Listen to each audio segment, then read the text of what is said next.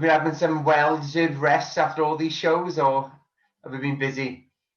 No, we're always busy. We've got obviously just the matching, still matching for shows. We've got obviously planning, getting everything ready for obviously the events and stuff like that. So it's always going. It's never really resting, but you get your resting as well. So it's all right. Lee, I saw on your Instagram story your lad handing over the WBC international belt to Ohara. I've got to say, he threw a lovely right hand after it as well, mate. Is he? Do you know what? Keen on his boxing. Do you know what? Lately, he's about 2 weeks ago. He's like, I want to try some boxing. I said, all right, sweet. So I went and got him his boxing gloves. Got a pair of boxing gloves upstairs with his name on and that. He did have 3 or 4 pairs, but I don't know where they've gone. But so I was just sitting up in the air. I was sitting on the settee, letting him hit me and that, and he just kept coming round the guard and kept hitting me, and he hit me on the jaw. I was like, oh, Jesus Christ, he could proper whack. I don't want him to box, but listen, he gets a little bit of a bit of frustration out of him sometimes. So if and every time someone says fist bump now, he just whacks them as hard as he can. Do you know what, I took him down the other day to see a couple of my pals, and then one of my mates with like that fist bump. He's got a bang. He's got he's hit his hand so clean. He's been hurt him. So he's all right. He's a good little boy. Do you know what, mate? You must think his dad has got the coolest job in the world. Am I right? So what you don't really understand. I don't think he's not a massive boxing fan. Sometimes when I sit up late to watch a fight, he'll come and lay with me and end up falling asleep and that. But he watches some of it. But when he comes to the shows, he likes to run around. When he was younger, he used to run around the ring and stuff like that. But he don't really come to the shows now. So. All right. So Ohara Davies, Tyrone Mckenna was such a great fight, such a fantastic build-up to it, mate. What was your thoughts on the fight? Do you think it lived up to expectations? Did you enjoy it? No, it didn't live up to expectations. Both cancelled each other out. You know, listen, they're both great fighters, but I just believe they cancelled each other out. It wasn't an exciting fight. Tyrone had his game plan. Ohara had his game plan. It is what it is. But after all that build-up, I actually thought we was going to get a really exciting fight. But listen, it is what it is. It's boxing at the end of the day. They've got to do the best. They've got to do, haven't they? So yeah, I think maybe they both. Obviously, they both, got quite big egos. I just don't think either wanted to lose like by a KO, did they? Yeah, exactly. And obviously, listen, we know Ohara can punch. You know what I mean? So obviously, Tyrone. Well, after I spoke to Tyrone, he said, "I'm never ever boxing again. I'm going to fucking war, and that's it." So yeah, listen, Tyrone. It is what it is. Listen, Tyrone's stocks rose anyway, so he'll be back in another big fight. So just turn this. He'll be back into another big fight soon. Hopefully, Ohara will move on as well. So listen, they've both done well. Fair play to both of them. Do you have any sort of plans laid out at the moment, Lee, for both? I mean, starting with Ohara first, obviously first ever golden contract winner. Is there anything that you can tell us or that you're planning on moving forward with? To be honest, not at the minute. Obviously, I've not dealt with any of that going forward. So that'll be obviously Jamie Conlon and stuff. So, but I think nothing will be this year. Obviously, next year I think the planning will be this year. Then obviously something will happen next year. But I know Jamie Conlon come out into an interview and said possibly putting him on Mick Conlon's undercard in New York. But who knows what's going to happen? So just leave that to them. Yeah. What about personally for you, mate? Is there any that you think would be good fights for them? Is there any, personally that you think would? Yeah, there's loads of good fights out there for both of them, especially in that division. But I'll just leave that to them. Yeah.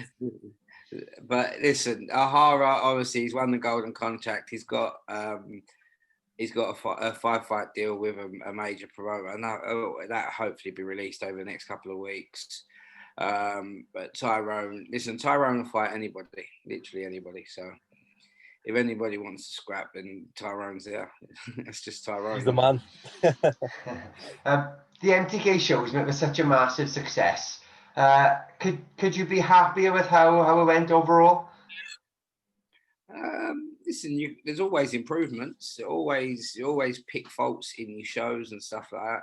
Me and Ian Ritchie, who's the brains behind all the events, the event side, we always sit there after a show or on the phone on the way home, always picking holes in things and stuff like that. So there's always ways to improve. Sometimes fights don't live up to expectations. Sometimes they do. But the other day, obviously, we had only a 4-fight show due to losing 3 during fight week, but it's still 4 good fights. So yeah, we was happy with that. So it's just moving. And then not next week, is it the 11th? How can that not be a good show? You got Lee McGregor fighting Kareem Garefi for the EBU European title fight. It's a massive fight. It's obviously I look after Kareem and Lee's my mate, so I'm just going to be sitting there with my arms crossed. Win. It was also great, mate, to see Spencer Fearon on doing his analytics for the shows. I think that was a great move. I love Spence. He's such a great guy. You need to talk about boxing. Yeah, no, listen, Spencer. Obviously that's why they called him the knowledge. Yeah. I get on really well with Spencer. It always rings me after a show and gives me like life advice, and he's just full of energy, isn't he? So he's full of good energy. So listen, Spencer's a good bloke, and yeah, he's brought something else to the table. It's good to get him involved in the shows. After the November show that you just mentioned there, we've also got to look forward to Jazza, Dickens, Ryan Walsh rearranged fight in December. Do you think that's going to be a cracking fight, mate? That fight cannot deliver. That fight delivers 100 million times. So that fight's going to be an absolute cracker. Jazza Dickens obviously testing positive last time out, which obviously was gutted for everybody. But obviously it is what it is. He's part of the world at the minute. So Ryan Walsh went into his room after to see him, and he was just getting on the scales. He said, look, I'm on weight. The first time I've actually not done no training on the morning of the weigh-in, and I am on weight. I feel in the best shape I've ever been in. I'm just, it was just absolutely devastated. But Ryan's very, I can't think of the word, but everything happens for a reason, basically. And obviously he just said, look, it just wasn't meant to be. He went, there's been a few things that happened during camp and that it just wasn't meant to be. So he went, it is what it is. So we'll move forward. Jazza, obviously, when I got another tested positive again, obviously just to double check. He's been back, obviously he's back training after his isolation and stuff. Ryan's back to it. It's going to be a great fight. And I can't pick a winner. Before you even ask, I cannot pick a winner. I sitting on the fence with the biggest splinters in my arse ever. Yeah, it's a proper 50-50. And I got to say, the rest of the card is looking really good as well. I saw in the past few days, Harlem Eubank versus Darko has been added to it. For me, that's another 50-50, 2 undefeated fighters. A great fight to look forward to. Yeah, well, listen, the other co-main event, obviously, Serge Michel versus Ricard Bolotniks. That cannot be a crap fight either. There's going to be an absolute war. Ricard Bolotniks has proven in his last 2 fights what a good fighter he is. He was the underdog in the whole, when he was the weak link, when everyone spoke about the golden contract. And now he's in the final. Serge Michel was brutal in his last fight. So that fight's going to be unbelievable. It's another fight. You can't really pick a winner. Do you know what I mean? So, but yeah, Danny Darko versus Harlem Eubank's an unbelievable fight. Over the moon to get that over the line with the team. Harlem Eubank had a good win out last time against Martin McDonough. Danny Darko's had obviously beat McDonough, and obviously had that good fight with Billy Allenson to win the Southern area. He had a bit of he had an operation on his hand, and obviously now he's back fully fit, ready to go. It's an unbelievable fight, to be honest. I know when it was mentioned to Sky the other day, they was over the moon with it. So it's a good fight, and the winner moves on, obviously, and the loser will still come back. But it's just I can't pick. It's just the proper pick 'em fight. So yeah, that's definitely a card to get the beers in for, mate, isn't it? yeah, definitely. There should be another fight being announced. Maybe this week. That's going to be on that. It's so we're just waiting on to that confirmed. It's confirmed. We've just got to get it out. So, and then there'll be a few prospects on there as well. So, oh, wicked! I saw pretty confident there'll be the debut of Adam Azim, who's being talked about as a future superstar. Very, very, very talented fighter. He's won every single title in the amateurs that can be won. Obviously, the juniors, rather than not like Olympics and stuff like that, but all the national titles and stuff like that. He's won every single one, and he won every title you can win in 1 year, in one season. So unbelievable fighter. Hopefully he will be on the bill as well. Oh, great stuff, mate. So fantastic. I think it might have been on Zoom. It was on Instagram a few days ago. It was Spencer Fearon, Tunde, Mikey McKinson, and Luther Clay, and yourself. That was special. Is there any legs in that fight? Because that would be immense. Listen, both fighters won it. Obviously, Chris is a nice kid. Obviously, I've known Chris a while. He mentioned the fight a while ago to me. Obviously, at that time, it didn't mean nothing to us because Michael was on a good roll. Chris hadn't boxed for ages and stuff like that. And it's a tough fight for at the time, no reward. So listen, now Chris has come back and had a big win on the Matchroom show. Listen, there's going to be conversations for that fight. I know Mikey wants it. I know Chris wants it. The fans will want it. So listen, hopefully it can get made. Hopefully in 2021 it happens. But if not, Mikey's got a world ranking. We're talking to a couple of fighters in the top 6. So we'll see what happens. Hopefully we can carry on pushing him up them WBO rankings. But if he does fight Congo, he's in the WBO rankings at number 14. So there's legs for that fight. We just have to see what goes on in the next few months. Yeah, both fighters are making really good movements in the boxing world as well. And as you said, I was really impressed with Mikey last time out. Yeah, I think that was Mikey's best performance. Obviously, the amount of people was coming up to me saying, he's going to get Chindia, this Harking proper man and all that. Even people that was working at the event were coming up and showing me their betting slips, and I just went, you might as well rip them up.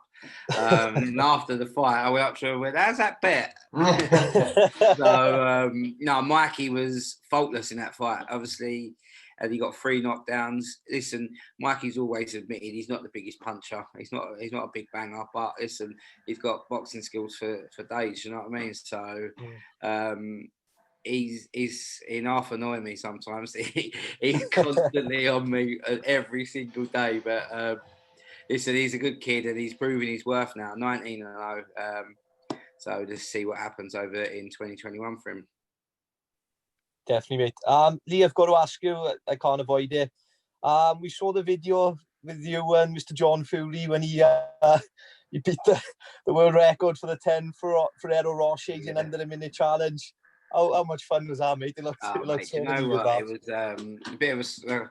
listen, I've met Tyson a couple of times, just like hello and that. I've never actually... But it was good. It was a great experience, good crack, going around Riga on the scooters and stuff like that. So, but yeah, the Ferraro Rocher challenge, Tyson dared me to do it first. So, and the record was 9 or something. So he said, look, we've got 9. And then Sugar Hill went, no, you ain't a champion. I said, what are you on about? He went, you're only doing 9. You got to do 10. So he went and got another one. And he lined up 10. And I done without a drink. I didn't use a drink. So I got 5. And I was like, I couldn't do no more. 5. When you've got 5 Ferrari Rochers in your mouth, it's like cement in your mouth. And obviously Tyson went, my dad, you could do it, can't you? He went, yeah, go on, give it a go. And he done it, and it was it was hilarious. You wouldn't see us in Riga Airport. There was hardly anybody about. And Big John jumping up in the air, going, yeah! Everyone dancing about. No, it was a good crack, really good crack. We had a good laugh on the plane on the way home, sat next to John, telling me some of his stories and that. Yeah, great guy. Tyson's a great guy, so it was good. It was a good weekend. You know the passers-by in the airport that were passing by you, they must have thought, these geezers are mental. What are they doing? Yeah.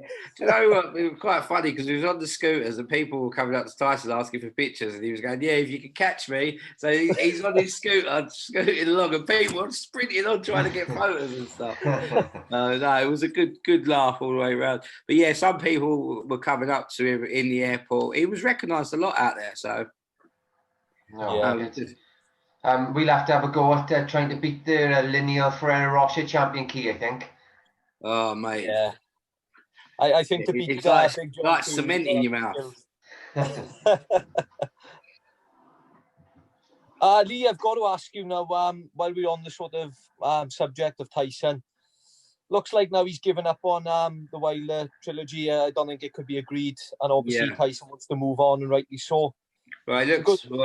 I don't deal with any of that, so it's completely out of my restrictions. Whatever I'll do, but from looking at it from a fan, it looks like obviously Wilder's not going to be ready.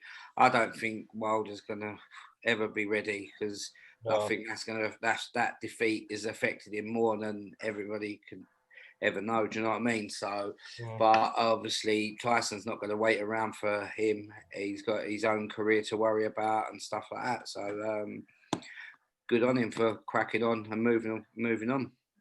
Yeah, the good thing is we get to see him back in the UK now as well. Don't we fight? Yeah, should be great. Yeah, no, listen, I don't know who he's going to fight and that, but obviously this would be good to have him back in the UK. I'm sure it'll be a good night. Awesome. There's loads of fights this weekend. Lee, is there any ones you're looking forward to watching in particular? Yeah, listen, you can't not like Usyk, can you? Do you know what I mean? But listen, Del Boy Chisora has been a great servant to the sport over the years. He's been in some great fights. He's an absolute nutter, isn't he? So I'm looking forward to watching that fight. Obviously Savannah Marshall's fighting for the WBO world title against Hannah Rankin. Yeah. Also we've got Dave Allen versus Christopher Lovejoy. So there's a couple of fights for MTK. Gervonta Davis versus Santa Cruz, an unbelievable fight. And the main man Inoue is fighting as well. So listen, there's some great fights on this weekend. I don't really watch a lot of boxing. I'm not going to lie to you. I don't watch boxing. Where I'm around it and always at shows and stuff like that, I'll get a bit bored of it. But I will be watching Inoue and Gervonta Davis and stuff like that. So I will be watching a bit of boxing this weekend. I just want to touch upon Lee. You mentioned about Del Boy there. Do you think people have maybe written him off a bit too soon? I mean, we haven't seen Usyk step up and have that test of heavyweight. Obviously, the king of cruiserweight. It's a massive test for Usyk. Obviously, Usyk's an unbelievable cruiserweight. He was unbelievable at cruiserweight, and no, I don't think anybody would have beat him at cruiserweight. But coming up to heavyweight and fighting these big boys, and Derek Chisora is going to come and bring it, isn't he? So he always does. Yeah. You right? Yeah, of course, mate. You right? He's always going to come and bring it. So it's going to be a proper test for Usyk. But obviously, I think Usyk could be the big favourite. But listen, it wouldn't surprise me if Del Boy pulls it off. Definitely, mate. You, what are you like now with these COVID tests, Lee? We saw the last COVID test you had. You were struggling a bit. No, they're foxy. I've had about 8 or 9 now. I'm not a fan of them. No. Well, on behalf of Southwest Boxing Media, Lee, thanks so much for joining us again today, mate. And we'll have to catch up again with you soon. Just give me a shout. Always available. Yeah, nice one, Lee. Appreciate your time, mate. No worries, mate. Take care, yeah? Cheers, buddy. Catch up soon, Lee. Bye, mate. Bye.